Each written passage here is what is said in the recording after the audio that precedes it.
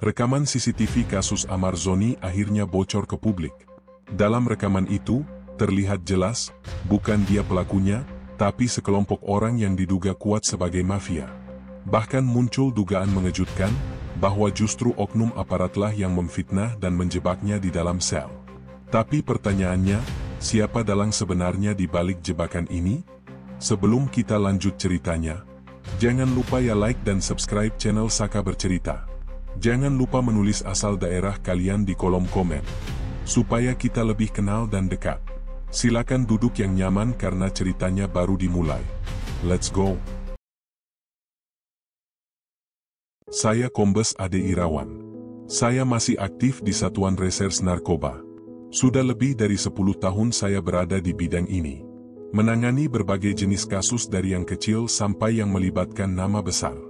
Lampu neon di langit-langit ruang interogasi itu berkelap-kelip. Cahayanya dingin, memantul di dinding berwarna abu-abu pudar yang sudah mulai retak di beberapa sisi. Aroma kopi basi dan asap rokok bercampur dengan bau logam dari borgol yang tergantung di atas meja. Di ruangan sempit itu, saya duduk sendirian, menatap rekaman video yang berulang-ulang ia putar dari laptop tua di depannya. Waktu di luar sudah lewat tengah malam, tapi matanya masih tajam. Ia menekan tombol pause di detik ke-27. Di layar, tampak sosok Amar Zoni, dengan wajah panik, didorong ke dinding oleh 2 orang berseragam. Ade menatap lama, lalu mundur 2 detik, menatap lagi. Ada sesuatu yang tak beres. Gerakannya, terlalu rapi, gumamnya pelan.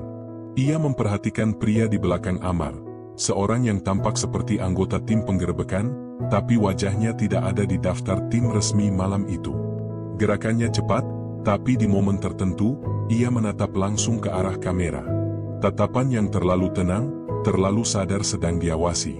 Ade menghela napas panjang. Siapa kamu sebenarnya? Beberapa jam sebelumnya, konferensi pers besar digelar. Kasus penggerebekan artis terkenal Amar Zoni menjadi berita nasional. Semua media memujinya sebagai keberhasilan besar Polri dalam menumpas jaringan narkoba. Namun bagi Ade, yang sudah 30 tahun menangani kasus serupa, ada yang mengganjal. Dari cara barang bukti ditampilkan, hingga cara laporan disusun, semuanya terlalu sempurna.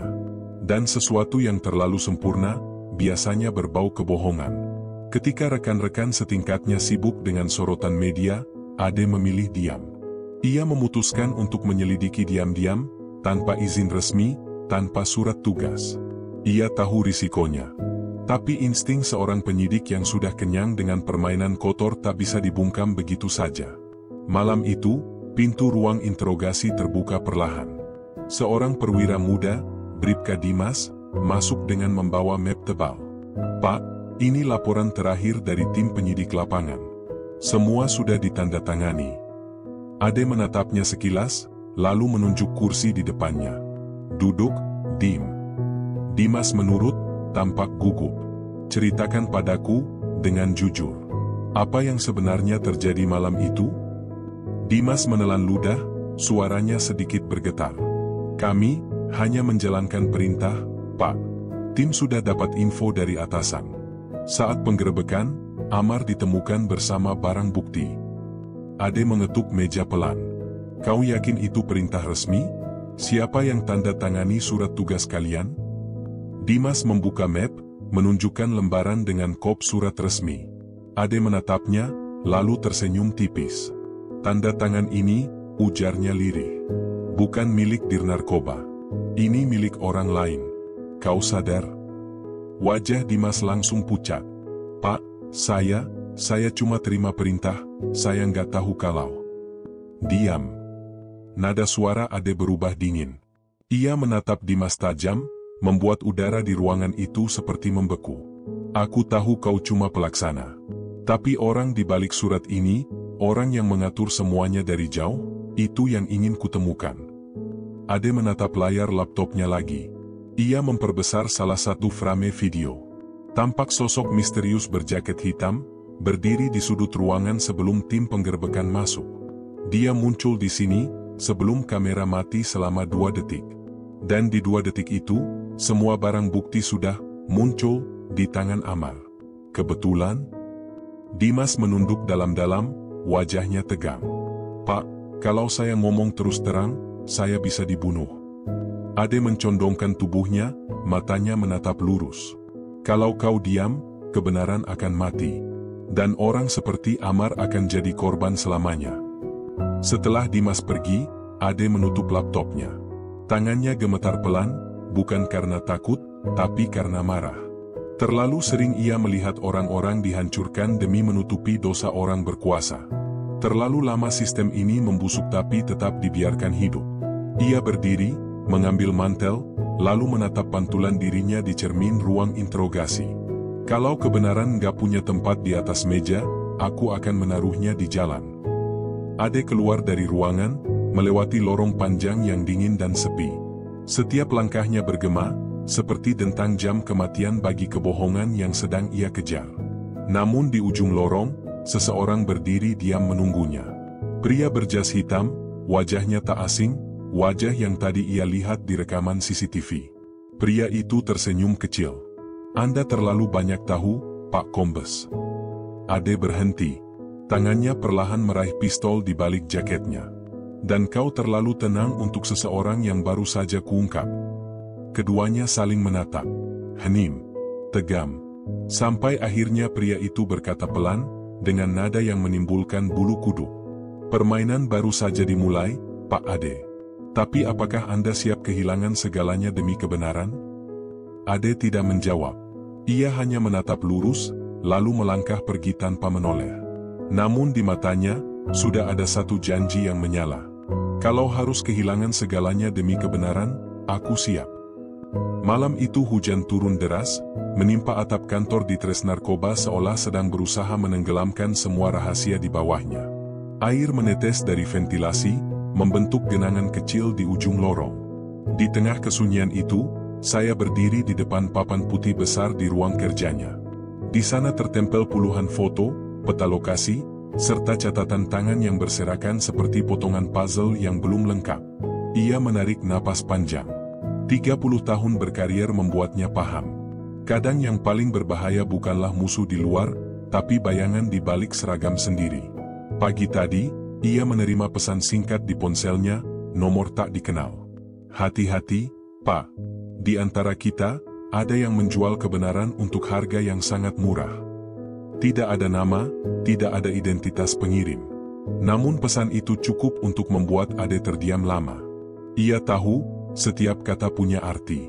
Ia tahu juga, ancaman bisa datang dari siapa saja, bahkan dari mereka yang pernah ia lindungi. Ia menatap lagi foto di papan itu, wajah AKBP Surya, kepala tim penggerebekan yang menangani kasus Amar Zoni.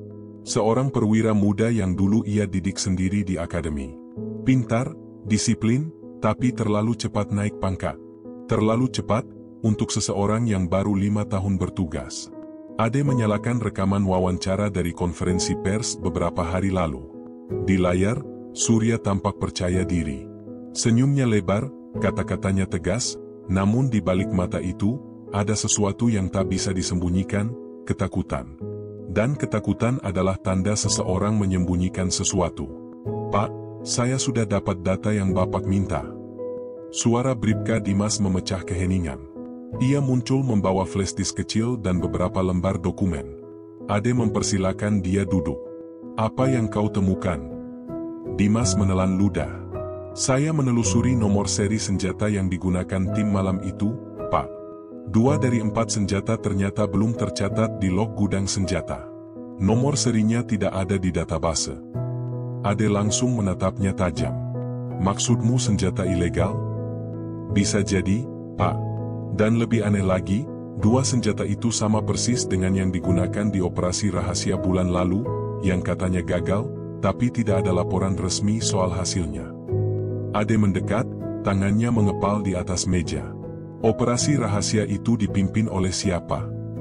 Dimas ragu sejenak, lalu menjawab pelan, "AKBP Surya, Pak." Ade menatap papan catatan lagi. Nama Surya kini ia lingkari dengan tinta merah. Terlalu banyak kebetulan. Terlalu banyak hal yang disembunyikan di balik senyum seorang perwira muda yang ambisius. Ia membuka berkas laporan penggerebekan Amar Zoni. Di halaman kedua, ada daftar anggota tim lapangan. Nama-nama yang dulu ia kenal, beberapa mantan anak didiknya, beberapa wajah baru. Namun satu nama membuatnya berhenti, Ibda Rendra, orang yang seharusnya sudah pindah tugas ke Polda lain sejak 2 bulan lalu. Dimas, panggilnya cepat. Ya, Pak. Cek mutasi atas nama Ibda Rendra. Aku ingin tahu kenapa dia masih tercatat di tim itu. Dimas segera membuka laptop dan mulai mengetik. Hujan di luar semakin deras, suara petir sesekali menyambar seperti menegaskan ketegangan yang menggantung. Beberapa menit kemudian, Dimas menatap layar dengan wajah kaget. Pak, data mutasi Rendra sudah disetujui sejak bulan Agustus. Tapi ada surat pembatalan baru yang keluar seminggu sebelum penggerebekan. Ade memicingkan mata. Siapa yang tanda tangani surat pembatalan itu? AKBP Surya, Pak. Ade terdiam lama. Ia duduk, menyalakan sebatang rokok, dan menghembuskan asap perlahan. Bayangan itu makin jelas, gumamnya. Pak, apa maksudnya? Tanya Dimas hati-hati. Surya tidak bekerja sendirian. Ada yang lebih besar di belakangnya. Dia hanya pion, tapi pion yang sadar dirinya sedang dijaga oleh raja. Dimas menunduk, tidak berani bicara. Ade lalu mengambil map merah dari laci meja.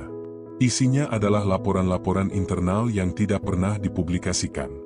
Di salah satunya tertulis, Operasi 09 Delta, pengawasan jaringan distribusi sabu lintas lembaga. Klasifikasi, sangat rahasia.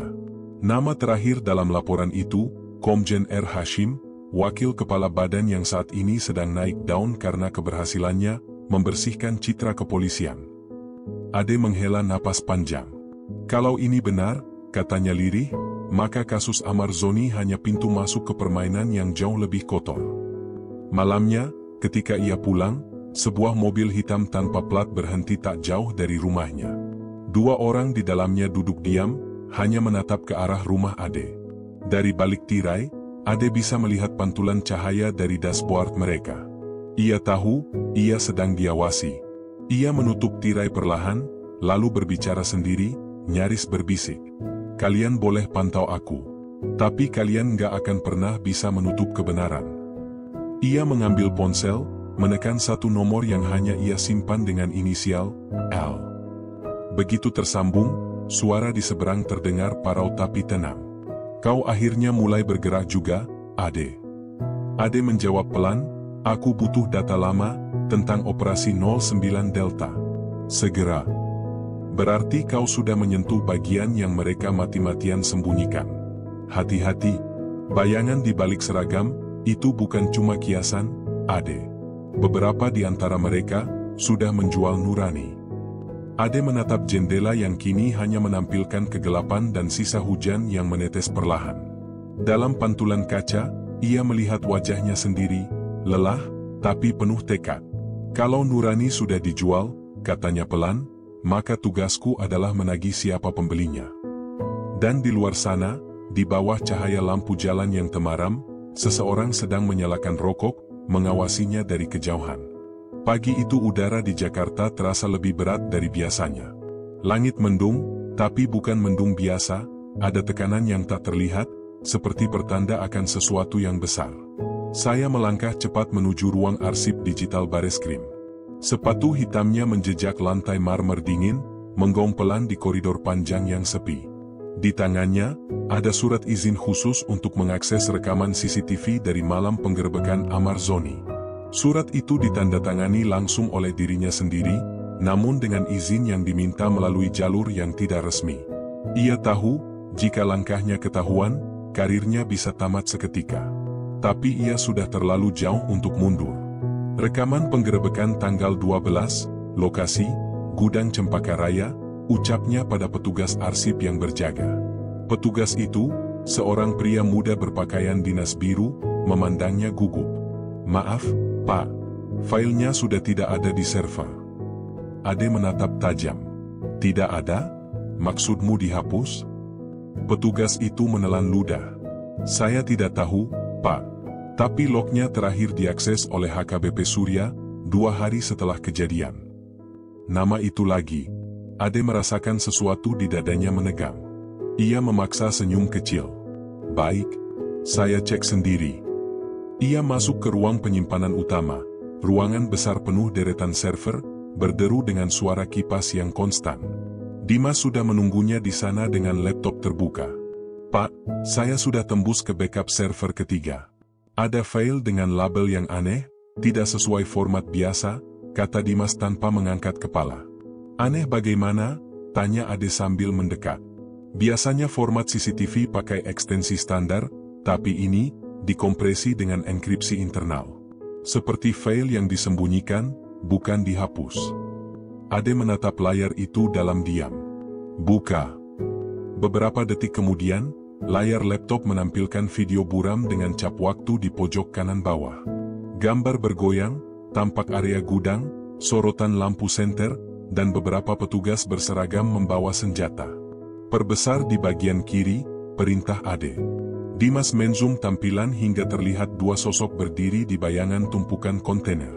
Salah satunya tampak mengenakan jaket kulit hitam, bukan seragam polisi. Yang satunya lagi, wajahnya tak terlihat jelas, tapi suaranya terekam samar. Pastikan dia kena kamera, nanti urusannya gampang. Suara itu terdengar berat, datar, dan penuh kendali. Tapi, Pak, ini bukan target yang sebenarnya. Laksanakan saja. Perintah dari atas. Ade dan Dimas saling berpandangan. Dari atas, gumam Ade pelan. Tiba-tiba, video berhenti beberapa detik, lalu muncul distorsi berat, seperti ada bagian yang sengaja dipotong. Namun Dimas cepat tanggap. Ia membuka sistem analisis frame, mencoba menampilkan metadata yang tersisa. Setelah beberapa menit, muncul data kecil di pojok bawah layar. User, Hashim_internal. Ade membeku. Komjen Hashim, bisiknya tak percaya. Ia berdiri, mengusap wajahnya perlahan.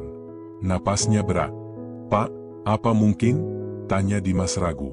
Ade memotong cepat, jangan sebut nama itu keras-keras. Ruangan ini bisa saja disadap. Dimas menatapnya bingung. Jadi apa yang harus kita lakukan sekarang? Kita amankan salinan video ini. Jangan unggah ke jaringan kantor. Simpan di drive eksternal, dan pastikan tidak ada jejak digital. Namun sebelum Dimas sempat menyalin file itu, lampu ruangan tiba-tiba padam. Suara kipas server berhenti bersamaan. Gelap total. Hanya monitor laptop yang masih menyala redup. Pak, jaringan mati, bisik Dimas. Ade langsung bergerak cepat, mencabut flash disk dari laptop. Matikan semua. Sekarang. Beberapa detik kemudian, lampu kembali menyala. Tapi di layar, file itu sudah hilang. Hilang seolah tidak pernah ada. Dimas menatap layar dengan wajah pucat. Pak, filenya terhapus otomatis. Ade meraih flash disk di tangannya. Tidak masalah. Aku sudah sempat simpan 20 detik pertama. Ia tahu, 20 detik itu cukup. Cukup untuk menunjukkan bahwa penggerebekan malam itu bukan murni operasi resmi, tapi sebuah skenario. Beberapa jam kemudian, Ade duduk di mobil dinasnya. Hujan turun lagi. Ia memutar ulang potongan video di flash disk melalui ponsel pribadinya. Tampak wajah samar seorang pria yang memberikan isyarat tangan ke arah kamera, sebelum adegan terpotong. Ia memperbesar gambar, dan di ujung frame, muncul logo kecil di jaket kulit hitam pria itu, logo yang sama dengan milik tim rahasia 09 Delta. Ade menghela napas panjang. Jantungnya berdegup kencang. Ia tahu, rekaman ini tidak seharusnya ada. Kalau video ini sampai bocor, akan mengguncang banyak nama besar, termasuk mereka yang selama ini berdiri di belakang podium, berbicara tentang pemberantasan narkoba. Tiba-tiba, ponselnya berdering. Nomor tak dikenal. Ia menjawab, "Halo?" Suara di seberang terdengar serak, namun penuh tekanan. "Kau seharusnya tidak melihat itu, Ade." Ade menatap kaca depan mobil, matanya menyipit. "Siapa ini?" "Anggap saja, seseorang yang ingin kau tetap hidup." Klik. Sambungan terputus. Ia terdiam, menggenggam ponsel erat. Lalu menatap langit yang kini mulai berwarna abu kehitaman. Dalam hatinya, ia tahu, mulai saat ini, bukan hanya kebenaran yang sedang ia kejar, tapi juga waktu. Sebab seseorang di luar sana baru saja memastikan bahwa perburuan telah dimulai. Dan Ade, seperti biasanya, tidak akan lari. Udara malam Jakarta semakin lembab.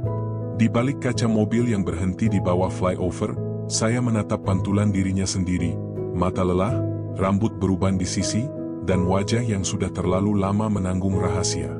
Ia baru saja pulang dari ruang server, membawa potongan video 20 detik yang tak seharusnya ada. 20 detik yang bisa mengubah segalanya, atau menguburnya hidup-hidup. Ia tahu, sejak saat itu, ia bukan lagi penyidik. Ia sudah menjadi target. Lokasi aman, suara perempuan di seberang sambungan terdengar tegas. Untuk sekarang, ya, jawab Ade, menyalakan rokoknya dengan tangan sedikit gemetar. Tapi mereka tahu aku punya rekaman itu. Aku butuh tempat untuk menyimpannya sementara. Perempuan itu adalah Laras, mantan analis forensik digital kepolisian yang kini bekerja diam-diam sebagai whistleblower. Ia dulu rekan kerja Ade, sekaligus satu-satunya orang yang masih ia percaya. Kirim lewat jalur yang kukasih kemarin, kata Laras cepat. Gunakan VPN 2 lapis. Aku akan sembunyikan file itu di server pribadi. Tapi Ade, apa? Begitu kau mengirimkannya, jejakmu akan terlacak. Mereka pasti tahu dari mana file itu dikirim. Ade terdiam beberapa saat, lalu menjawab pelan, aku tidak masalah. Asal kebenaran tetap hidup. Ia menekan tombol kirim. Bar loading di layar ponselnya berjalan pelan, 20%, 50, 80, 100. Selesai. Hujan turun lagi. Kali ini lebih deras. Tapi suara itu justru menenangkan. Ia menatap keluar jendela, melihat kilat menyambar gedung-gedung tinggi yang berdiri seperti saksi bisu dari permainan kotor di balik institusi. Beberapa jam kemudian, Laras menghubunginya kembali. Ade, aku sudah lihat potongan videonya. Tapi bukan itu yang aneh. Apa maksudmu? Ada log tersembunyi di dalam file. Seperti pesan terenkripsi. Ade duduk tegak. Pesan apa? Kalimatnya pendek, tapi jelas ditulis manual di metadata video. Jika kau membaca ini, berarti aku gagal melindungi mereka. Ade terdiam. Siapa yang menulisnya? Tidak ada tanda tangan digital. Tapi aku yakin itu dari salah satu anggota tim 09 Delta. Kata-kata Laras menggantung di udara. 09 Delta, operasi rahasia yang sejak awal ia curigai. Operasi yang tak pernah tercatat di laporan resmi, tapi meninggalkan jejak di banyak kasus besar. Laras, katanya pelan, kau bisa cari tahu siapa saja anggota aktif 09 Delta sekarang. Aku bisa, tapi butuh waktu. Banyak file mereka sudah dikunci tingkat rahasia negara. Kau benar-benar mau menembusnya? Ade menarik napas panjang. Kalau mereka bisa memalsukan laporan, aku juga bisa membongkarnya. Aku sudah terlalu lama menutup mata. Sementara itu, di gedung utama Bareskrim, AKBP Surya berdiri di depan ruangan berlampu redup. Di dalam, Komjen Hashim sedang duduk di balik meja besar dari kayu mahoni, wajahnya nyaris tak terbaca. Dia sudah mulai mencium semuanya, Pak, ucap Surya lirih. Ade menemukan rekaman itu. Komjen Hashim menatapnya tajam. Dan kenapa sampai sekarang dia masih hidup? Surya menelan ludah. Saya sedang mengatur cara halus untuk. Tidak ada cara halus, Surya, potong Hashim dingin. Kalau Irawan bicara, semua yang kita bangun selama ini runtuh. Lakukan sesuatu. Malam ini juga. Surya menunduk dalam-dalam. Siap, Jenderal. Malam itu, Ade memutuskan tidak pulang ke rumah. Ia memilih menginap di kantor kecilnya yang jarang dipakai, di lantai paling atas gedung lama reserse. Lampu redup, suara hujan masih terdengar samar di luar. Ia menatap foto keluarganya yang tersimpan di dompet, istrinya, Rani, dan anak perempuannya yang kini sudah beranjak remaja. Ia bergumam pelan, maaf, Ran, mungkin aku nggak akan bisa pulang cepat kali ini. Tiba-tiba, ponselnya bergetar. Pesan masuk dari nomor tak dikenal. Kami tahu kau ada di lantai 7. Jangan buat langkah bodoh, Ade. Ade berdiri spontan, menatap ke jendela. Dari balik kegelapan gedung seberang, Ia melihat kilatan cahaya kecil, pantulan optik dari skope senapan. "Dimas," serunya cepat lewat interkom. "Matikan semua lampu di lantai ini sekarang juga." Gelap. Ia berjongkok di balik meja, meraih pistolnya dari laci. Napasnya pelan, matanya tajam. Detik demi detik terasa panjang. Di luar, petir menyambar lagi, dan sesaat, bayangan seseorang terlihat di atap gedung seberang. Ade menembak 1 kali. Dentuman keras menggema. Bayangan itu menghilang. "Pak!" teriak Dimas dari bawah. "Ada 2 orang bersenjata di tangga darurat." Ade langsung berdiri. "Blokir pintu barat. Aku ke ruang server lama. Bawa laptopku." Mereka bergerak cepat di tengah gelap. Langkah-langkah berat terdengar mendekat dari lorong. Peluru pertama menembus kaca ruangan. Dimas berteriak, menunduk, tapi berhasil menyelamatkan laptop yang berisi semua salinan data. "Cepat," desak Ade. "Lewat lift service." Mereka turun beberapa lantai sebelum akhirnya keluar ke lorong belakang. Dari sana, Ade dan Dimas melarikan diri ke parkiran, lalu masuk ke mobil hitam tanpa plat yang sudah disiapkan sebelumnya. Mobil melaju di tengah hujan malam, menembus jalan-jalan basah ibu kota. Di kursi penumpang, Dimas masih gemetar. "Pak, siapa mereka?" Ade menatap lurus ke depan. "Mereka bukan siapa, tapi apa. Mereka bagian dari sistem yang seharusnya melindungi kita." Ia menyalakan radio kecil di dashboard, frekuensi terenkripsi milik jaringan lama. Suara Laras muncul di sana. "Ade, kau masih hidup?" "Untuk sementara," jawabnya datar. "Kau harus dengar ini. Dari data tambahan yang kutemukan, nama Komjen Hashim muncul di semua transfer internal terkait operasi 09 Delta. Semua jejak uang mengalir ke satu rekening, nama samaran, Pak A." Ade menatap ke depan, hujan masih deras. "Pak A," gumamnya. Nama itu muncul lagi. Laras terdiam sejenak. "Kau tahu siapa dia, Ade?" Ia menjawab pelan, hampir tak terdengar. "Ya, dan kalau dugaanku benar, berarti kita sedang melawan orang yang pernah memimpin kita semua." Di luar sana, malam terus berjalan. Jakarta tampak biasa, lampu, jalanan, dan orang-orang yang sibuk mengejar hidup. Tapi di balik gemerlap itu, langkah-langkah di dalam bayang terus bergerak, mencari, memburu, menghapus. Dan di tengah semua itu, saya tahu, satu langkah salah saja, dan ia bukan lagi penyidik, melainkan nama lain di daftar orang yang hilang tanpa jejak. Subuh menyapa dengan langit kelabu. Udara di Jakarta belum benar-benar segar, tapi bagi Kombes Ade Irawan, aroma pagi kali ini lebih mirip bau besi, bau dingin yang mengingatkan pada ruang interogasi dan darah yang sudah mengering. Ia belum tidur semalaman. Di dalam mobil hitam tanpa plat yang terparkir di area gudang kosong di Cawam, ia duduk bersama Bribka Dimas, menatap layar laptop yang menampilkan data internal kepolisian.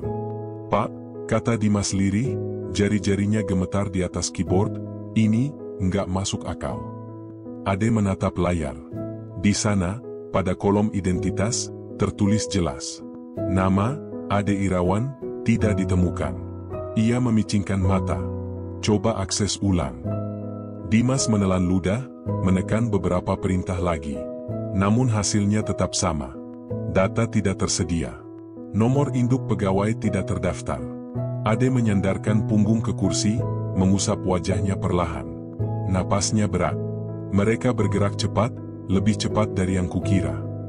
Beberapa jam sebelumnya, ia menerima kabar dari Laras. "Ade, mereka mulai menghapus semua rekam jejakmu. Data personel, rekam kasus, bahkan log perjalanan tugasmu. Dalam sistem, kau sudah dianggap bukan siapa-siapa." Ade hanya tertawa pelan, tanpa senyum. Begitu caranya mereka mematikan seseorang tanpa peluru. "Ini lebih dari sekadar penghapusan data, Ade," kata Laras dengan nada cemas. "Kalau sistem tidak mengenalmu, berarti mereka bisa menciptakan versi baru tentang siapa dirimu. Versi yang bisa mereka kendalikan." Kata-kata itu menggema di kepalanya hingga sekarang.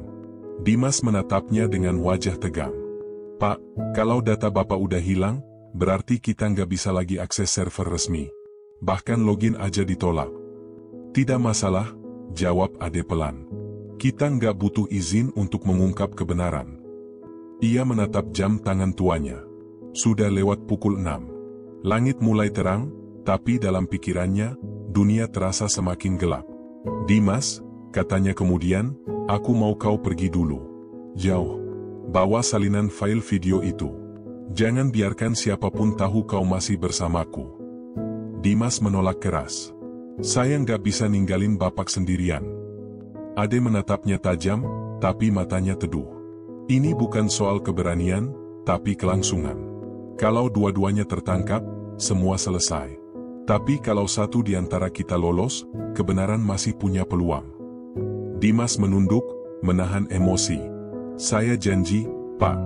File ini nggak akan jatuh ke tangan mereka. Ade menepuk bahunya. Pergilah sebelum matahari benar-benar naik. Dimas keluar dari mobil, menutup pintu pelan, lalu berjalan menjauh tanpa menoleh. Ade menatapnya hingga sosoknya menghilang di balik jalanan basah. Setelah sendirian, Ade menyalakan rokok. Asapnya melingkar pelan, menari di udara yang lembab. Ia membuka laptop lain, perangkat offline yang sudah lama ia simpan untuk keadaan darurat. Ia membuka folder lama bertanda Delta Files, warisan investigasi bertahun-tahun silam yang ia sembunyikan dari jaringan kantor. Di dalamnya ada satu file terenkripsi, paka_internal_log. Ia mencoba membukanya. Sistem meminta kode sandi. Ia mengetik cepat, langit hitam. Gagal. Ia coba lagi, 09 Delta. Masih gagal. Tiba-tiba, ponselnya bergetar. Nomor Laras muncul di layar. Ade, dengar aku baik-baik. Jangan buka file itu dari jaringan terbuka. Aku baru temukan sesuatu, file itu punya trigger, semacam perangkap digital. Begitu kau salah akses, lokasimu akan terlacak otomatis. Ade berhenti mengetik. Jadi mereka bahkan menjebak data yang mereka sembunyikan? Ya, mereka tahu siapapun yang berani mendekat ke kebenaran, berarti musuh. Ade terdiam sejenak, lalu berkata pelan, berarti aku sudah resmi di sisi yang benar. Tiba-tiba, suara mesin mendekat. Dua mobil hitam melintas perlahan di depan gudang. Ade segera menutup laptop dan mematikan rokoknya. Ia tahu suara itu. Ia tahu pola konvo seperti itu, pengintai dari unit dalam. Ia berjongkok, membuka panel bawah mobil, dan menekan tombol kecil di bawah dashboard. Mobil itu menyala tanpa suara, lalu melaju perlahan lewat jalur belakang. Dari kaca spion, ia melihat dua mobil hitam berhenti di depan gudang yang baru saja ia tinggalkan. Beberapa pria turun, berpakaian sipil, tapi gaya berjalan mereka terlalu disiplin untuk orang biasa. Lokasi terakhir sinyal di sini, Sir, terdengar salah satu berkata lewat radio. Cari dia. Hapus semua jejak. Ade terus mengemudi, menembus jalan kecil di antara gedung tua. Di pikirannya, hanya satu hal yang pasti. Ia sudah bukan lagi bagian dari institusi yang pernah ia bela. Sore hari, ia tiba di rumah tua peninggalan ayahnya di pinggiran Bogor. Tempat itu sepi, ditumbuhi ilalang tinggi, namun masih kokoh berdiri. Di ruang tengah, masih tergantung foto dirinya berseragam lengkap, tersenyum di antara rekan-rekan setimnya dulu. Ia menatap foto itu lama. Lihatlah, semuanya hilang, gumamnya. Nama, pangkat, bahkan sejarah. Namun di balik kesedihan itu, matanya menyala lagi, seperti bara kecil yang belum padam. Ia mengambil ponselnya dan menghubungi Laras. Laras, kita mulai lagi dari awal. Kalau sistem bisa menghapus aku, berarti sistem juga bisa kutulis ulang. Maksudmu? Kita tembus pusat data. Aku mau buat jejak baru. Tapi kali ini, bukan untukku. Untuk mereka yang sudah dikorbankan. Malam itu, di ruang yang hanya diterangi cahaya lampu minyak, Ade membuka buku catatan lamanya. Di halaman pertama, tertulis sebuah kalimat yang dulu ia tulis sendiri bertahun-tahun lalu. Keadilan bukan soal siapa yang berkuasa, tapi siapa yang berani tetap berdiri saat semua orang memilih diam. Ia tersenyum tipis. Dan di luar sana, bayangan-bayangan mulai bergerak lagi. Langkah kaki di tanah basah, suara radio samar, dan tatapan dari balik kegelapan, semua menandakan bahwa perburuan belum berakhir. Namun kali ini, Ade Irawan bukan lagi buronan. Ia adalah ancaman bagi mereka yang menghapusnya. Hujan turun deras malam itu. Setetes demi setetes, seperti mengetuk-ngetuk dinding rumah tua yang kini menjadi markas darurat Kombes Ade Irawan. Di meja kayu yang mulai lapuk, laptop tuanya menyala redup, menampilkan deretan data yang baru saja ia ambil dari jaringan internal, data yang seharusnya sudah dihapus. Ia menatap layar dengan napas tertahan. Di sana, di antara ribuan log file, muncul satu nama. Satu nama yang selama ini hanya dibisikkan dengan ketakutan, bahkan oleh para penyidik senior. Pak A. Nama itu muncul berulang kali, di setiap laporan, di setiap memo rahasia, di setiap perintah yang mengubah arah penyelidikan kasus Amar Zoni. Namun tak ada satupun identitas lengkap. Tak ada wajah, tak ada tanda tangan. Hanya inisial dan kode akses, AR4. Ade berbisik lirih, jadi benar, dia bukan legenda. Dia nyata. Sekitar 1 jam sebelumnya, Laras sempat meneleponnya. Ade, aku baru dapat log pengiriman data dari server lama di markas Bareskrim. Ada satu file yang selalu dikunci dengan sandi, R4. Semua petugas yang coba buka file itu, langsung dipindahkan atau hilang. Hilangkan maksudmu? Tanya Ade dengan suara berat. Beberapa, dipensiunkan dini. Beberapa, tidak pernah kembali dari tugas lapangan. Ade terdiam lama. Lalu ia berkata pelan, kirimkan padaku file itu. Jangan lewat jaringan, Laras. Gunakan jalur fisik. Aku akan jemput sendiri. Kau gila, Ade. Mereka sudah tahu kau masih hidup. Justru karena itu, aku ingin mereka tahu, aku belum selesai. Kini, setelah berjam-jam membongkar data itu, keringat dingin menetes dari pelipisnya. Ia menemukan sesuatu yang lebih mengerikan dari yang ia duga. Setiap keputusan untuk menjadikan Amar Zoni sebagai tersangka utama ternyata ditandatangani atas dasar rekomendasi rahasia dari Tim Penegakan R4, unit bayangan yang tidak tercatat dalam struktur resmi kepolisian. Dan lebih parahnya lagi, unit itu pernah ia pimpin, tanpa ia sadari. Ia membuka file R4 Operation Yirex. Tertulis di sana, Komando Lapangan, Kombes Ade Irawan. Koordinasi strategis, Pak A. Target eliminasi, individu berprofil tinggi dengan risiko publik tinggi. Ade terpaku.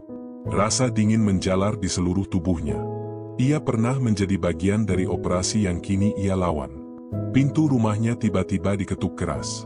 3 kali. Tok, tok, tok. Ia mendekat perlahan, tangan memegang pistol tua yang selalu ia simpan di saku dalam. Siapa? Suaranya datar, waspada. Dari luar terdengar suara parau, aku, Dimas. Ade membuka pintu sedikit, memastikan wajahnya. Dimas basah kuyup, napasnya tersengal. Ia langsung masuk dan menutup pintu rapat-rapat. Pak, mereka tahu file itu di tangan kita. Mereka sudah di jalur ke sini. Berapa orang? Setidaknya 3 mobil. Dan 1 di antaranya mobil dinas biro pengawasan. Ade menarik napas panjang, lalu menatap laptop di meja.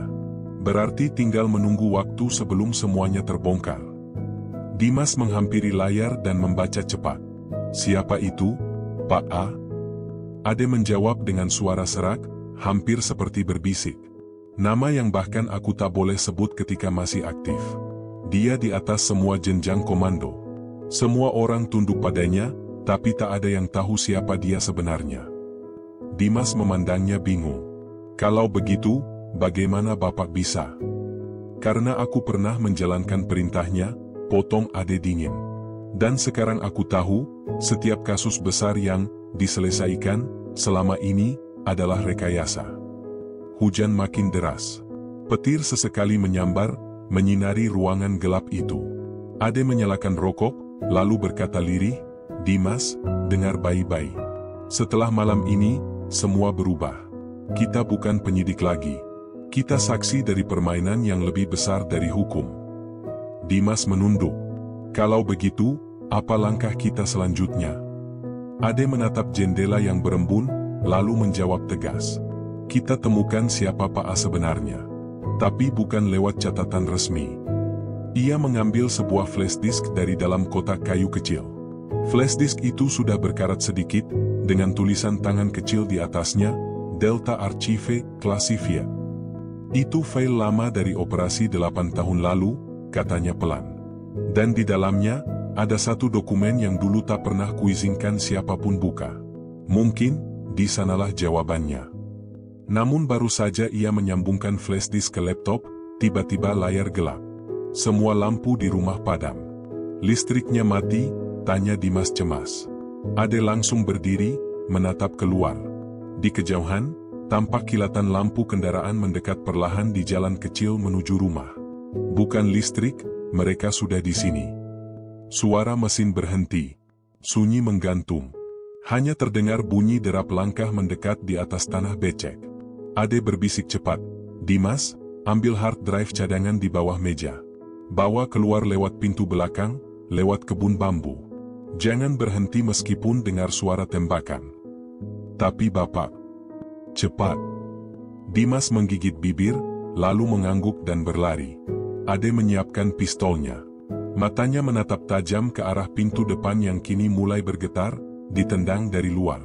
"Buka pintunya, Kombes," teriak suara dari luar. "Atau kami dobrak." Ade menghela napas panjang. Sudah lama aku menunggu kalimat itu. Pintu hancur. 3 pria berpakaian hitam masuk dengan senjata laras pendek. Tapi Ade lebih cepat. 2 peluru meletus, tepat ke arah bahu dan kaki. Yang ketiga melesetkan tembakan ke arah meja, membuat laptopnya jatuh dan terbakar sedikit di sisi layar. Asap menebal. Ade mundur ke belakang, melompat keluar jendela, berlari ke arah kebun bambu, menyusul Dimas. Dari kejauhan, terdengar teriakan, "Tangkap mereka hidup-hidup. Pak A ingin mereka bicara." Ade berhenti sejenak di tengah kegelapan malam, dadanya naik turun cepat. Hujan masih turun deras, menutupi suara langkahnya. Ia menatap langit, lalu bergumam pelan, suara yang hanya bisa didengar oleh dirinya sendiri. "Kalau benar kau ada, Pak A, aku akan temukan kau. Dan aku pastikan, semua orang tahu siapa kau sebenarnya." Dalam gelap yang hanya diterangi kilatan petir, 2 bayangan bergerak menjauh dari rumah yang mulai terbakar. Di balik kobaran api, siluet para pengejar tampak berdiri, menatap tajam ke arah mereka. Dan di salah satu radio yang tergeletak di tanah, terdengar suara berat dan dingin. "Jangan biarkan mereka sampai ke pusat data. Nama itu tidak boleh disebut." Kabut tipis menyelimuti kaki pegunungan Bogor pagi itu. Embun menempel di ujung daun, dan suara jangkrik masih terdengar samar. Namun bagi Kombes Ade Irawan, pagi itu bukan lagi tentang ketenangan. Ia tahu, setiap menit yang berlalu membawa risiko baru. Semakin lama ia hidup, semakin besar ancaman yang datang. Di sebuah pondok tua milik warga yang sudah lama ditinggalkan, ia dan Bribka Dimas bersembunyi. Di meja kayu yang lembab, tergeletak hard drive hitam yang mereka selamatkan semalam, satu-satunya bukti nyata yang bisa mengguncang fondasi institusi. Ade menatap benda itu lama. "Dimas, kau tahu artinya kalau kita buka isi hard drive ini tanpa izin?" Dimas menatapnya, wajahnya penuh tekad. "Kita udah kelewatan batas izin, Pak. Sekarang yang tersisa cuma kebenaran atau kematian." Ade mengangguk pelan. Ia tahu, anak muda itu benar. Ia menyalakan laptop tua yang sudah mereka modifikasi agar tak tersambung ke jaringan manapun. Ketika layar menyala, muncul logo lama. Logo yang sudah tidak digunakan lagi sejak 1 dekade lalu. Divisi Khusus Penegakan Internal, R4. Ade menelan ludah. "Ini unitku dulu," bisiknya. Namun yang muncul setelah itu membuat darahnya berdesir. Sebuah daftar nama, semua personel lama unit R4, terpampang di layar. Di baris paling bawah, tertulis, "Komando Lapangan, saya, ternonaktifkan. Koordinasi Strategis, Pak A, terlindung. Koordinasi Lapangan Cadangan, AKBP Laras Widyasari, terlindung." Ade tertegun. "Laras?" Suaranya nyaris tak terdengar. Dimas menatapnya bingung. "Itu, nama Bu Laras, Pak?" "Iya," jawab Ade pelan. "Tapi bagaimana bisa dia masuk daftar itu?" Dia bilang, dia hanya analis independen yang bantu di luar struktur. Beberapa menit kemudian, ponsel satelitnya bergetar. Nomor itu tak asing. Laras. Ia mengangkatnya dengan suara datar. Kau di mana, Ade? Di tempat yang tak akan mereka temukan. Kau sudah buka file itu? Sudah. Dan aku baru tahu, namamu ada di dalamnya. Sunyi. Hanya suara napas Laras di seberang. Ade, dengarkan aku dulu. Aku sudah cukup mendengar. Kau yang menyembunyikan aksesku selama ini, kan? Kau yang kirim tim penghapus data? Bukan aku, tapi mereka maksa aku ikut, atau aku yang mereka hilangkan. Aku coba lindungi kau dengan menghapus datamu dari sistem, supaya mereka pikir kau sudah mati. Ade terdiam. Kata-kata itu seperti pisau bermata dua, antara alasan dan kebohongan. Kau pikir aku percaya begitu saja? Katanya lirih. Kau harus percaya, Ade. Karena setelah file itu dibuka, mereka akan datang lebih besar dari semalam. Bahkan, Pak A sendiri akan turun tangan. Dimas menatapnya khawatir. Pak, kita harus pindah sekarang. Ade menggeleng. Belum. Masih ada yang harus kulihat. Ia membuka folder terakhir di hard drive itu, Operation Alpha-Ray. Sebuah video lama terbuka. Gambar buram, hitam putih, menampilkan suasana ruang interogasi, mirip dengan yang pernah ia gunakan bertahun-tahun lalu. Namun kali ini, orang yang duduk di kursi bukan tersangka biasa. Ade menajamkan pandangan. Di layar, terlihat seorang pria berwajah tenang, tangan terikat di depan meja. Dan di belakangnya, berdiri dirinya sendiri, saya muda. Pria di kursi itu berkata lirih dalam rekaman. Aku bukan bandar, aku disuruh mengaku. Siapa yang menyuruhmu? Tanya suara Ade dalam rekaman. Nama itu tidak boleh disebut. Ade tertegun. Ia ingat adegan itu. Tapi bukan karena pria itu tersangka. Karena setelah hari itu, pria itu menghilang tanpa jejak. Dan berkas kasusnya dinyatakan selesai. Dimas memandang layar, suaranya tercekat. Pak, itu artinya sejak dulu. Iya, potong Ade pelan. Sejak dulu, kita bukan sedang menangani kasus. Kita hanya menjalankan perintah. Dan perintah itu, datang dari satu nama yang bahkan sistem pun takut mencatatnya. Sore menjelang. Suara kendaraan terdengar di kejauhan. Bukan warga, bukan kebetulan. Ade berdiri, menutup laptop. Mereka sudah dekat. Dimas bersiap dengan tas di punggung. Kemana kita, Pak? Ade menatap ke arah lembah di bawah bukit. Ke tempat terakhir yang belum mereka sentuh, markas lama divisi R4 di Depok. Di sana semua dimulai, dan di sana juga akan berakhir. Namun sebelum mereka sempat bergerak, suara letupan kecil terdengar. Jendela pecah. Peluru menembus dinding kayu, hanya beberapa sentimeter dari kepala Ade. Merunduk, teriaknya. Mereka berguling di lantai, mencari perlindungan di balik meja. Dari luar terdengar suara pengeras. Kombes Ade Irawan. Anda dikeluarkan dari institusi dan didakwa menyebarkan data rahasia negara. Letakkan senjata Anda dan menyerah sekarang juga. Ade menarik napas dalam. Suara itu, sangat ia kenal. Ia berbisik, itu, suara Brigjen Rashid. Dimas terperangah. Atasan Bapak? Dulu, jawab Ade singkat. Ia menatap keluar jendela. Di kejauhan, siluet lelaki berpakaian jas hitam berdiri di antara hujan. Brigjen Rashid, tangan kirinya memegang radio, dan di telinganya terpasang earpiece, menerima perintah langsung dari seseorang. Jangan bunuh dia, suara dingin terdengar samar dari radio itu. Bawa hidup-hidup. Pak A ingin bicara sendiri. Ade menutup matanya sesaat.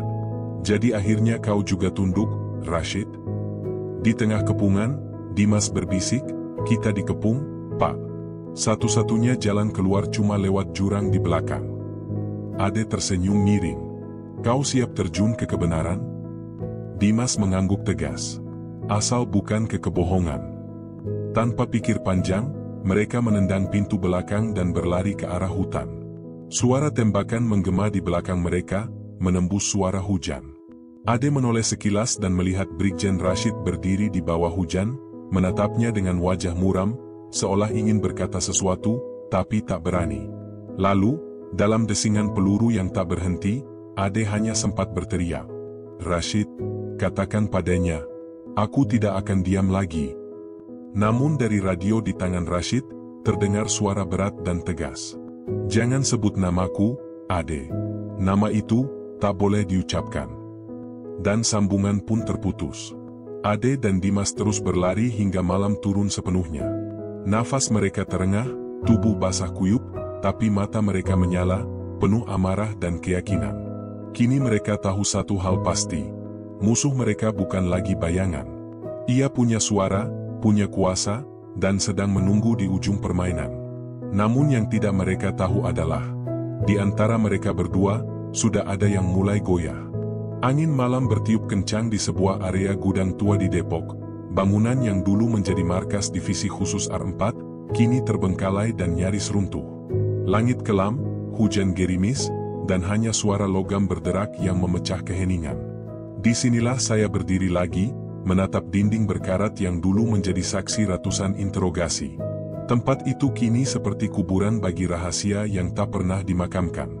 Di sampingnya, Bribka Dimas memeriksa laptop yang disambungkan ke generator portable. "Pak, sinyal stabil.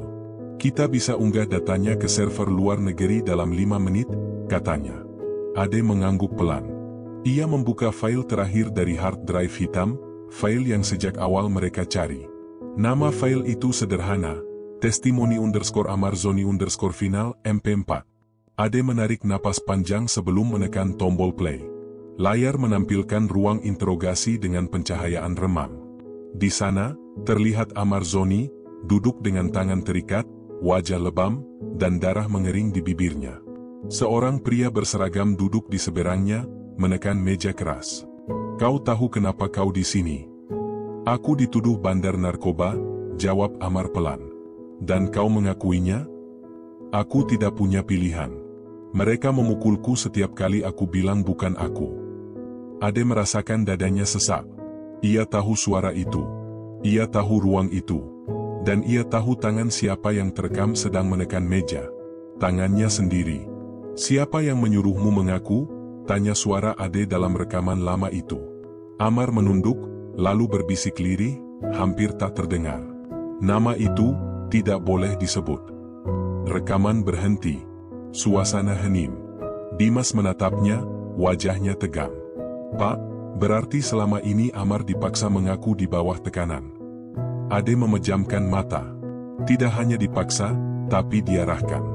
Dan aku," ia menelan ludah, suaranya bergetar, "aku ikut dalam permainan itu tanpa sadar." Mereka berdua tidak sadar, dari kejauhan, seseorang sedang merekam pergerakan mereka lewat kamera jarak jauh. Sosok itu berpakaian serba hitam, wajahnya tertutup masker. Di tangan kirinya, sebuah radio kecil menyala, menghubungkannya dengan suara yang amat dikenal oleh Ade. Objek di lokasi, suara berat itu terdengar. "Tunggu sinyal dariku sebelum bergerak. Ingat, jangan rusak datanya. Kita butuh bukti itu, untuk dihapus dari dunia." Sosok bertopeng itu menjawab singkat, "Siap, Pak A." Sementara itu, di dalam gudang, Ade mulai menyiapkan proses unggah. File rekaman akan dikirim ke 3 media luar negeri dan 1 organisasi internasional anti korupsi. Dimas menatap layar, jemarinya cepat di atas keyboard. "Tinggal 1 menit, Pak. Pastikan semua salinan terkirim sebelum mereka tahu kita di sini," jawab Ade. Namun tiba-tiba, layar laptop berkedip. 1 jendela hitam terbuka otomatis. Tulisan muncul dengan cepat. "Akses tidak sah, proses penonaktifan dimulai." "Tidak mungkin," seru Dimas panik. Mereka melacak lokasi IP-nya. Ade segera mencabut kabel jaringan, tapi terlambat. Suara radio di pinggangnya mendesis. "Ade, masih keras kepala rupanya." Suara itu membuat jantungnya berhenti berdetak sejenak. Suara yang selama ini menghantui pikirannya. Suara yang tidak pernah muncul di ruang publik. "Pak A," gumamnya. "Kau seharusnya berhenti di awal, Ade. Tapi kau memilih jalan sendiri. Sekarang, semua orang akan menganggapmu pengkhianat. Kau bukan penyelamat, kau hanya bekas aparat yang menyesal terlalu terlambat. Ade menggertakkan gigi. Aku hanya menyesal karena pernah percaya pada sistem yang kau bangun. Sistem? Suara itu tertawa dingin. Sistem yang selama ini memberimu pangkat, rumah, dan kehormatan? Tanpa aku, kau bahkan takkan tahu apa itu kekuasaan. Ade menjawab dengan tenang, dan sekarang tanpa aku, dunia akan tahu siapa kau sebenarnya. Ia memberi isyarat ke Dimas untuk terus melanjutkan unggahan secara offline. Dimas mengalihkan data ke mode satelit darurat. Namun suara di radio kembali terdengar, lebih tajam dari sebelumnya. Ade, lihat ke arah utara. Ade menoleh. Di kejauhan, lampu-lampu mobil menyala, 10 kendaraan mendekat cepat. Pak, mereka datang, seru Dimas. Ade menutup radio, menatap layar yang menunjukkan progres unggah, 98%, 99%, tiba-tiba listrik padam total. Hujan menggila di luar, suara tembakan mulai terdengar. Jaga drive-nya, teriak Ade. Mereka berpencar. Peluru menghantam dinding logam, memantul keras. Dimas menunduk di balik meja, mencoba menyalakan generator cadangan. Tapi sebelum sempat menekan tombolnya, sesuatu bergetar di sakunya. Ponselnya menyala otomatis, dan di layar tertulis. Transfer selesai, file tersebar. Matanya membesar. Pak, rekamannya berhasil diunggah. Ade menoleh cepat, tapi sebelum sempat menjawab, bom asap dilemparkan dari luar. Asap tebal memenuhi ruangan. Keluar lewat sisi barat, perintah Ade. Namun di tengah kabut asap itu, Dimas melihat siluet seseorang bergerak cepat ke arah mereka. Satu tembakan dilepaskan. Ade menjerit tertahan, peluru menembus bahunya. Pak! Ade jatuh tersungkur, menahan darah yang mengucur di lengan kirinya. Ia menatap sosok penyerang yang kini muncul dari balik asap. Topeng hitam, suara radio masih menyala di pundaknya. Perintah dari Pak A, ambil drive-nya, sisanya, hapus. Dimas berlari ke arah Ade, tapi Ade mendorongnya keras. Pergi. Sekarang, filenya sudah keluar, kau yang harus pastikan dunia tahu. Dimas menolak, air matanya menetes. Saya nggak akan tinggalin Bapak. Ade menatapnya tajam. Ini perintah, Dimas. Peluru lain menghantam tiang di samping mereka. Dimas akhirnya berlari keluar lewat jendela, membawa drive dan laptop cadangan. Ade menatapnya pergi, lalu menunduk. Di tangannya, radio masih hidup. Ia mendekatkannya ke bibirnya dan berkata dengan napas berat. Kau pikir bisa hapus semuanya, Pak A? Terlambat. Dunia sudah tahu. Yang bocor bisa ditutup, Ade. Tapi yang tahu, bisa dihapus, jawab suara itu dingin. Ade tersenyum lemah. Kau salah satu hal yang tak akan bisa kuhapus dari neraka nanti.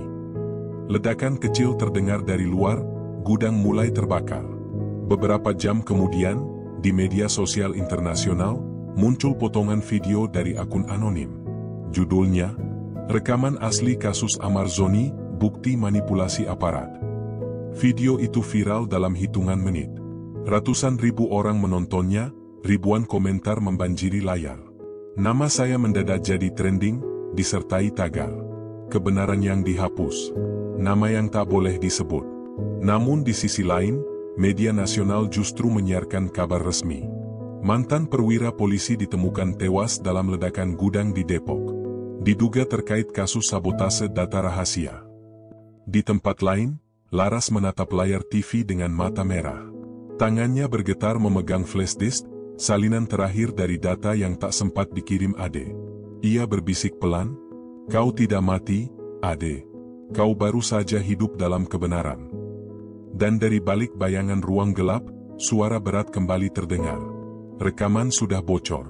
Siapkan tahap 2. Kita akan ubah cerita sebelum publik sempat berpikir. Suara itu berhenti sejenak, lalu menambahkan dingin, dan pastikan nama Pak A tetap tidak disebut. Hujan sudah berhenti.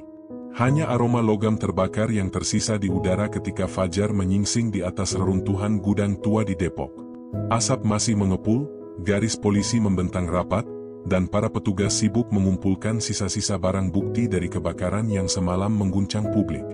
Di antara puing-puing besi hangus, sebuah lencana polisi ditemukan, gosong sebagian, namun masih terbaca jelas. Kombes Pol Ade Irawan. Media nasional segera menyebarkan berita itu dengan satu narasi tunggal. Ade Irawan tewas dalam insiden ledakan saat berusaha memusnahkan data internal kepolisian. Namun bagi sebagian orang, cerita itu terlalu rapi untuk jadi kenyataan. Di sebuah rumah aman di Bogor, Bribka Dimas duduk dengan kepala tertunduk, laptop di hadapannya menyala. Matanya sayu, wajahnya penuh luka bakar ringan. Di sampingnya, Laras memandangi layar yang menampilkan potongan terakhir dari video unggahan Ade. "Kau pikir dia masih hidup?" tanya Laras pelan, suaranya bergetar. Dimas terdiam. "Aku nggak tahu, Bu, tapi kalau file ini benar-benar terkirim, berarti dia berhasil." Laras menatap potongan video itu, wajah Ade tampak samar di tengah asap, sebelum layar hitam total. Lalu muncul teks terakhir dari sistem unggahan otomatis. "Backup transfer completed, node securet." Laras menarik napas panjang. Node securet, berarti masih ada salinan lain. Tapi di mana? Sementara itu, di gedung Mabes, Pak A berdiri di depan jendela besar kantornya, menatap Jakarta yang sibuk seperti tak terjadi apa-apa. Di tangannya, ia memegang koran pagi dengan headline besar. "Pengkhianat di tubuh kepolisian, Ade Irawan tewas dalam aksi sabotase." Ia tersenyum dingin. Dunia memang cepat melupakan, kalau diberi cerita yang cukup manis, katanya pelan. Namun senyum itu perlahan memudar ketika ajudannya datang membawa tablet. "Maaf, Pak, ada perkembangan baru." Ia menggeser layar tablet itu. Di sana, ada cuplikan dari media luar negeri, dengan teks berbahasa Inggris. "Whistleblower police officer leaks evidence of forged confession case in Indonesia." Lalu disusul potongan komentar internasional. "We demand investigation." "Who is, Pak A?" Pak A menatap layar itu lama. Rahangnya mengeras. "Hapus semuanya. Gunakan tim siber. Jangan biarkan satu pun salinan bertahan." Ajudannya menjawab dengan gugup, "Tapi Pak, file itu sudah masuk ke sistem terdistribusi. Tak ada server pusatnya lagi." "Kalau begitu, cari orangnya," kata Pak A tajam. "Seseorang pasti tahu di mana sisa datanya disimpan. Aku ingin nama itu hilang." Di sisi lain kota, Laras dan Dimas menemukan sesuatu yang aneh dalam file yang disalin Ade. Ada satu folder tersembunyi bernama Legacy. Di dalamnya, bukan video, melainkan serangkaian surat digital, dikunci dengan kode sandi. Setelah mencoba ratusan kombinasi, Dimas akhirnya membuka satu surat pertama. Isinya membuat Laras menatap kosong cukup lama. Kepada Laras, "Jika kau membaca ini, berarti aku sudah tidak lagi bisa menemuimu dengan cara biasa. Jangan percaya pada apa yang mereka katakan di televisi. Apapun yang terjadi padaku, bukan akhir, tapi awal. Di dalam setiap sistem yang korup, akan selalu ada satu celah yang diciptakan oleh manusia yang masih punya hati nurani. Aku menaruh kebenaran itu bukan di tangan siapapun, tapi di dalam cerita yang akan mereka anggap remeh. Temukan, kasus 17, itulah titik awal dari semua ini. Dan kalau suatu hari dunia bertanya siapa yang sebenarnya bersalah, katakan saja. Kebenaran selalu ditinggalkan oleh mereka yang takut akan cahaya." "Ade." Laras menutup matanya. "Kasus 17, gumamnya. Itu bukan file, itu kode internal." Dimas menatapnya bingung. "Kode untuk apa?" Laras berdiri, mengambil mantel, dan menatap keluar jendela. "Untuk orang yang disembunyikan. Kasus yang dihapus dari sistem kepolisian 10 tahun lalu.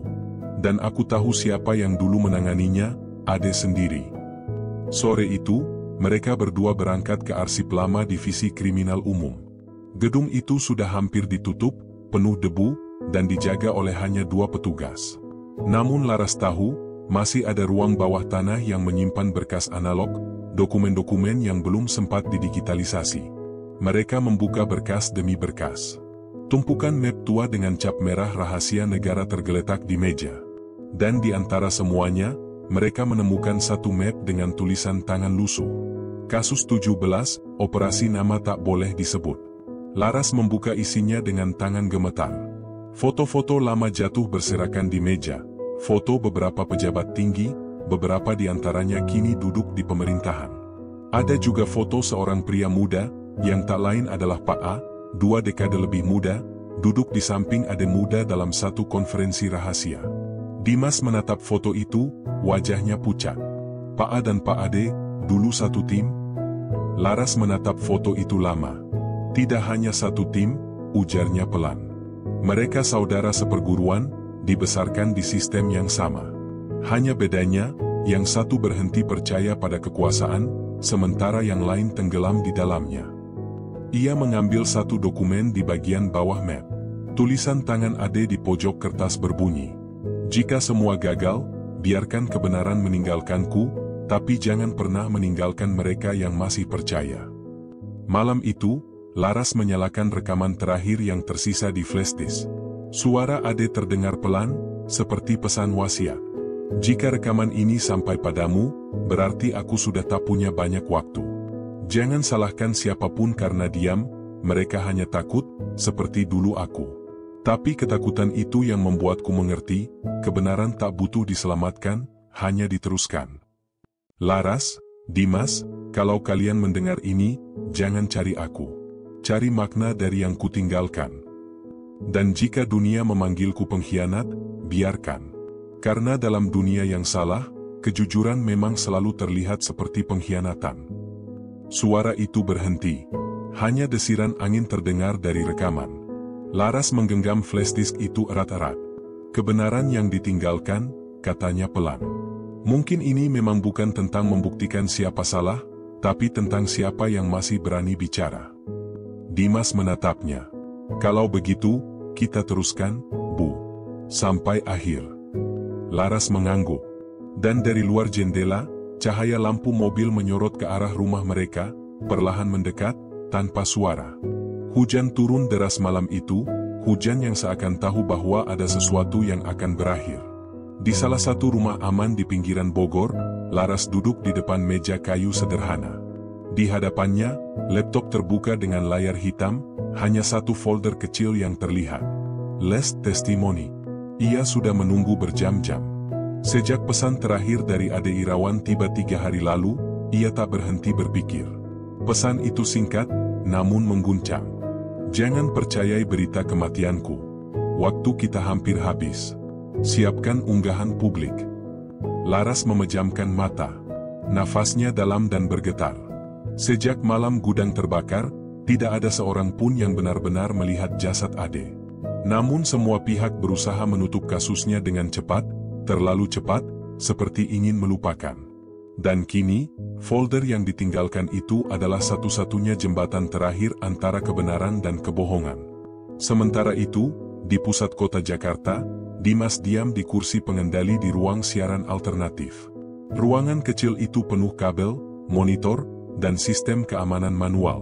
Semuanya disiapkan untuk satu tujuan, menyiarkan kesaksian terakhir saya ke publik. "Semua sistem sudah siap, Bu. Kita tinggal tunggu sinyalnya," ujar Dimas lewat panggilan video. Laras menatap layar yang menampilkan wajah muda itu. "Begitu video ini naik, kita nggak bisa mundur lagi. Mereka pasti akan tahu posisi kita." Dimas mengangguk. "Saya nggak peduli, Bu. Selama orang tahu siapa yang sebenarnya bersalah, semua ini layak diperjuangkan." Laras menatap jam di dinding. Pukul 8 malam. Ia membuka folder itu, menekan tombol play. Layar berubah menjadi gelap. Beberapa detik kemudian, wajah Ade Irawan muncul, lelah, penuh luka di sisi kiri wajahnya, namun matanya tetap tajam. "Aku tidak mati. Tidak dalam pengertian yang mereka harapkan. Aku disembunyikan oleh orang-orang yang dulu mempercayaiku, tapi kini takut padaku. Tapi aku tak bisa diam lagi, karena diam sama saja ikut membunuh kebenaran." Ia menarik napas berat. Kamera bergoyang sedikit. Dari pantulan cahaya di matanya, tampak ruangan sempit dan gelap. Kasus Amar Zoni bukan tentang narkoba. Itu tentang permainan kekuasaan, tentang bagaimana satu nama bisa dikorbankan demi menutup operasi besar yang melibatkan pejabat tinggi. Mereka memanipulasi barang bukti, mengatur rekaman, bahkan menghapus file asli. Tapi sebagian sempat kusalin, dan sekarang, semuanya akan kulimpahkan ke publik. Ade mengangkat sebuah flash disk kecil ke depan kamera. Di dalamnya ada catatan, rekaman CCTV asli, dan laporan internal yang menunjukkan siapa dalangnya. Ia berhenti sejenak, suaranya menurun. Dan ya, salah satunya adalah seseorang yang dulu kupanggil mentor, Pak A. Dia mengatur semuanya. Dari penggerebekan palsu, rotasi pejabat, sampai penonaktifan saksi-saksi. Tapi ada satu hal yang tidak bisa dia hapus, catatan tangan manusia. Aku menulis semuanya. Dengan tanganku sendiri. Sementara video itu berjalan, Laras dan Dimas memantau siaran langsung di ratusan kanal online. Ribuan penonton mulai masuk. Tagar kesaksian Ade Irawan meledak di media sosial. Namun di sisi lain, alarm sistem di ruangan Dimas menyala. Bu, mereka tahu. Ada serangan balik dari IP internal Mabes, teriaknya. Laras tetap fokus. Biarkan. Selama video ini belum selesai, jangan hentikan siaran. Kembali ke layar, Ade tampak lebih tegas kini. Mereka akan bilang aku pengkhianat. Tapi biarlah. Karena kalau kejujuran dianggap pengkhianatan, berarti sistem ini sudah lama mati. Aku tak peduli lagi dengan pangkat atau nama. Aku hanya ingin orang tahu bahwa Amarzoni tidak bersalah. Bahwa ada yang lebih besar dari sekadar penangkapan, yaitu kebenaran yang dikubur hidup-hidup. Ia menatap kamera dalam-dalam. Dan kalau kalian yang menonton ini percaya bahwa keadilan itu masih ada, maka teruskan. Karena mungkin aku tak bisa lagi muncul setelah ini. Lalu, dengan suara yang lebih pelan namun tegas, ia menutup dengan kata-kata terakhir. Kebenaran tidak akan mati, selama ada yang berani menyebutnya. Layar menjadi hitam. Dimas memandangi layar yang kini menampilkan komentar ribuan orang. Kami percaya. Buka kembali kasus Amarzoni. Tangkap Pak A. Namun sebelum ia sempat merasa lega, layar sistemnya berubah, sinyal siaran diretas, dan satu pesan misterius muncul di tengah layar. Kau sudah terlalu jauh, Dimas. Bu, mereka masuk, teriaknya panik. Namun Laras tak menjawab. Ia sudah bersiap meninggalkan rumah aman. Di tangannya, ia menggenggam flash disk cadangan, satu-satunya salinan asli yang tersisa. Malam itu, berita tentang kesaksian Ade Irawan menjadi gelombang besar. Stasiun internasional menayangkan ulang, organisasi HAM menuntut penyelidikan. Sementara di Indonesia, Mabes Kepolisian mengumumkan pembentukan tim khusus, meski banyak pihak meragukan keseriusannya. Tapi sesuatu telah berubah. Nama Ade Irawan, yang sempat dicap pengkhianat, kini menjadi simbol. 3 hari kemudian, di sebuah gereja tua di Bandung, Laras duduk sendirian di bangku belakang. Ia mengenakan mantel hitam, menatap salib di depan altar dengan tatapan kosong. Dari arah belakang, langkah kaki seseorang terdengar pelan. Ia menoleh. Sosok pria berjaket abu-abu berdiri di sana, wajahnya sebagian tertutup bayangan. Ia berjalan mendekat, lalu meletakkan secarik kertas di samping Laras. Dia masih hidup, katanya pelan. Tapi dunia tak boleh tahu dulu. Laras menatap pria itu tajam. Kenapa kau memberitahuku? Pria itu tersenyum samar. Karena dia percaya padamu. Dan karena permainan ini belum selesai. Saat pria itu berbalik pergi, Laras membuka kertas itu. Tulisan tangan yang ia kenal begitu baik tergores di sana. Laras, jangan hentikan langkahmu. Kebenaran belum sepenuhnya pulih. Aku akan muncul, ketika semua siap melihat wajah aslinya. Air mata Laras menetes tanpa suara. Ia menatap langit malam dari jendela gereja, sementara angin meniup lembut lembaran surat itu. Ia tahu, perjuangan Ade belum berakhir. Kebenaran memang telah ditinggalkan, tapi kini, kesaksian terakhirnya telah membangunkannya kembali.